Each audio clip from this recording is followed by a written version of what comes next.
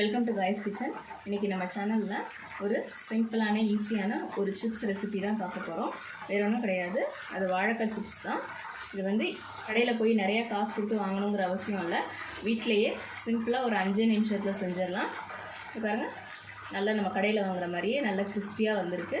வாங்க எப்படி செய்கிறதுன்னு வீடியோவில் பார்க்கலாம். சிப்ஸ் செய்கிறதுக்கு இந்த மாதிரி 3 வாழைக்காய் எடுத்து நல்லா 2 பக்கமும் கட் பண்ணிவிட்டு தோல் சீவிட்டு வச்சுருக்கேன். வாங்க இப்போ எப்படி செய்கிறதுன்னு பார்க்கலாம்.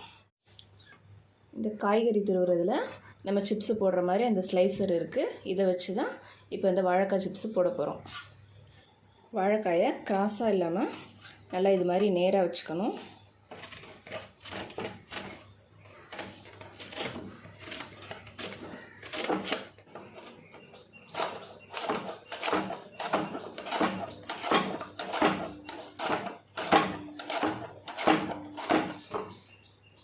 பாருங்கள், ஸ்லைஸ் வந்து இந்த மாதிரி வரணும். நான் இப்போ மொத்த வாழைக்காயும் சீவிட்டு காட்டுறேன். பாருங்கள், வாழைக்காய் எல்லாமே ஃபுல்லாக சீவி எடுத்துகிட்டு வந்துட்டேன். இந்தளவுக்கு இந்த மாதிரி நல்லா சீவி எடுத்துக்கிட்டாச்சு. இப்போது நான் எடுத்துக்கிட்ட 3 வாழைக்காய்க்கு இவ்வளோ வந்திருக்கு. உங்களுக்கு தேவையான அளவுக்கு நீங்கள் வாழைக்காய் எடுத்துக்கோங்க. இப்போ எப்படி பொரிச்சு எடுக்கிறதுன்னு பார்த்துடலாம். இது மாதிரி ஒரு சின்ன பவுல் எடுத்துக்கலாம்.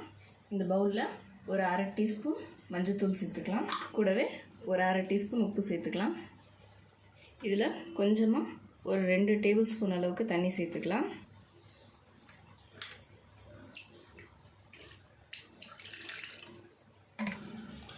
சேர்த்துட்டு தண்ணி நல்லா கலந்து வச்சுக்குவோம்.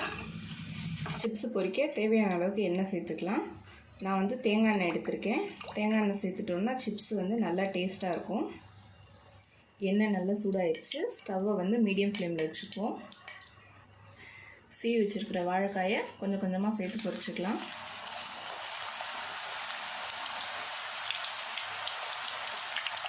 நல்லா அந்த சிப்ஸு பொரிஞ்சிட்ருக்கும்போதே உப்பு மஞ்சள்தூள் கலந்து வச்ச தண்ணியை கொஞ்சம் கொஞ்சமாக சேர்த்துக்கலாம்.